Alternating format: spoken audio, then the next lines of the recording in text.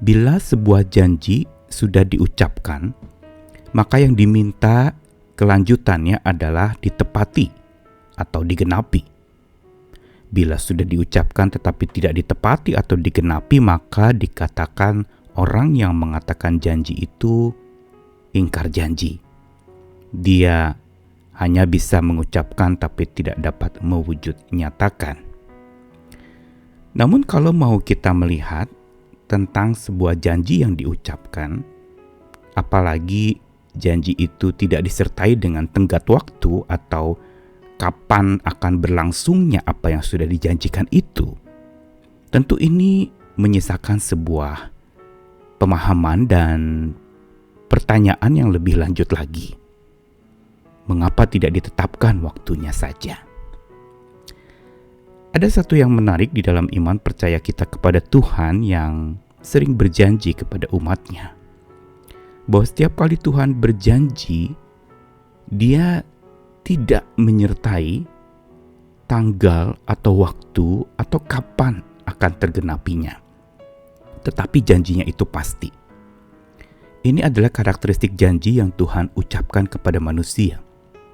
Kalau Dia sudah katakan iya, itu akan tergenapi, tetapi masalahnya kapan, atau entah besok, lusa, atau masih lama, atau bahkan mungkin ketika sudah generasi berikutnya belum tergenapi. Dan pada saat itulah maka pergumulan orang percaya terhadap janji yang Tuhan sudah katakan itu menjadi sebuah keluhan kepada Tuhan. Menganggap Tuhan itu berjanji tetapi tidak dapat menepati karena lama tidak terjadi. Namun yang menarik, mengapa ketika Tuhan berjanji tidak menyertai masa waktunya kapan tergenapi? Ini bukan tanpa maksud. Tuhan justru tidak pernah lalai. Kalau Dia sudah berjanji, Dia pasti menggenapi. Hanya perkaranya adalah kapan akan terwujud, kapan akan terlaksana, itu ada di dalam keputusan dan otoritas Tuhan. Saya Nikolas Kurniawan kembali menemani lagi di dalam Sabda Tuhan. Hari ini dalam teks atau naskah di dalam surat 2 Petrus pasal yang ketiga yang berbicara tentang hari Tuhan. Satu ayatnya yang ke-9, Tuhan tidak lalai menepati janjinya. Sekalipun ada orang yang menganggapnya sebagai kelalaian, tetapi Ia sabar terhadap kamu, karena Ia menghendaki supaya jangan ada yang binasa, melainkan supaya semua orang berbalik dan bertobat. Kutipan yang dituliskan oleh Petrus ini ketika berbicara tentang hari Tuhan yang ada sebuah problem di mana orang menanti-nantikan hari Tuhan tetapi tidak datang-datang juga. Pada saat itulah lalu kemudian Petrus mengucapkan sebuah perkataan bahwa Tuhan tidak lalai menepati janjinya. Sekalipun ada orang yang menganggapnya sebagai kelalaian. Berarti memang itu adalah sebuah ungkapan yang juga hari-hari ini sering terucapkan kepada Tuhan. Seolah menyalahkan atau menganggap Tuhan itu lalai untuk menepati janji, menganggap Tuhan itu justru tidak bertindak apa-apa. Namun sesungguhnya ini yang menjadi pelajaran buat setiap kita, bahwa Tuhan ketika Dia berjanji dan belum menepatinya, ada maksud di balik itu, yaitu bahwa janji Tuhan yang tertunda digenapi atau masih belum digenapi atau masih belum ditepati bukan karena Dia lalai menepatinya, tetapi ada misi khusus Tuhan di dalam menunda untuk apa yang Dia janjikan itu tergenapi atau apa yang Dia katakan itu bisa terjadi.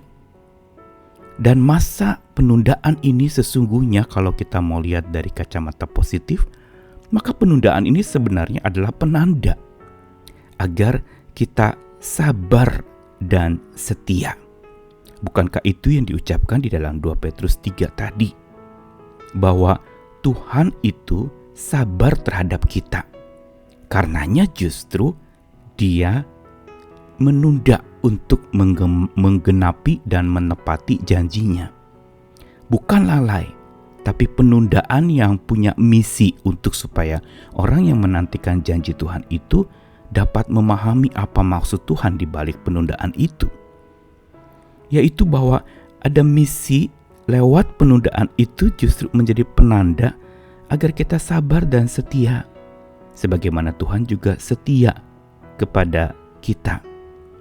Dia sabar, karena itulah maka Tuhan ingin supaya kita menggunakan waktu masa penantian yang memang belum terjadi itu sebagai kesempatan untuk berbalik kepada Tuhan dan bertobat.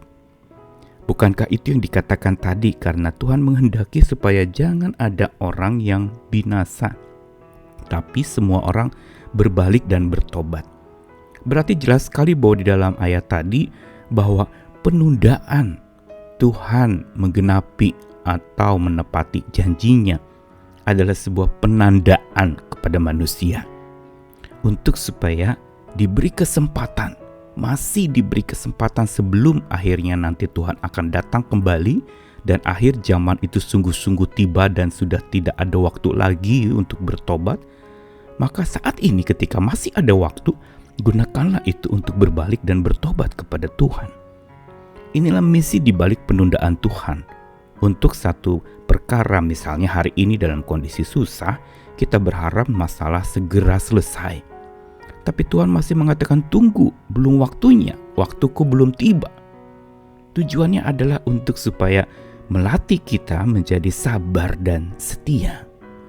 Sabar karena memang waktu yang panjang harus dilalui, dan bukankah kitab suci mencatatkan ada begitu banyak orang-orang percaya, bahkan hamba-hamba Tuhan yang harus melewati masa yang panjang untuk penantian satu misi Allah dapat tergenapi atau terlaksana. Sama seperti penantian akan hadirnya Mesias atau Kristus, anak Allah itu. Ada masa yang begitu panjang sampai akhirnya datanglah dia. Itu pun masih belum dipercaya. Itu pun masih ada orang yang menyangsikan dan meragukan. Apa yang Tuhan ingin lakukan buat setiap kita adalah justru Dia mau kita makin mendekat dan bertobat. Ini dibalik penundaan yang Dia lakukan. Dia undang kita untuk mendekat dan bertobat kepadanya dengan sepenuh hati. Selain penanda agar kita sabar dan setia, Dia mau kita juga mendekat dan bertobat kepadanya. Dan dengan catatan sepenuh hati. Apa yang dikatakan di dalam surat Petrus ini sesungguhnya mau mengajarkan kita tentang bagaimana kita tetap di masa-masa penantian yang panjang, yang serba tidak pasti, dan penuh dengan berbagai macam dinamika pergumulan yang melelahkan dan menyengsarakan.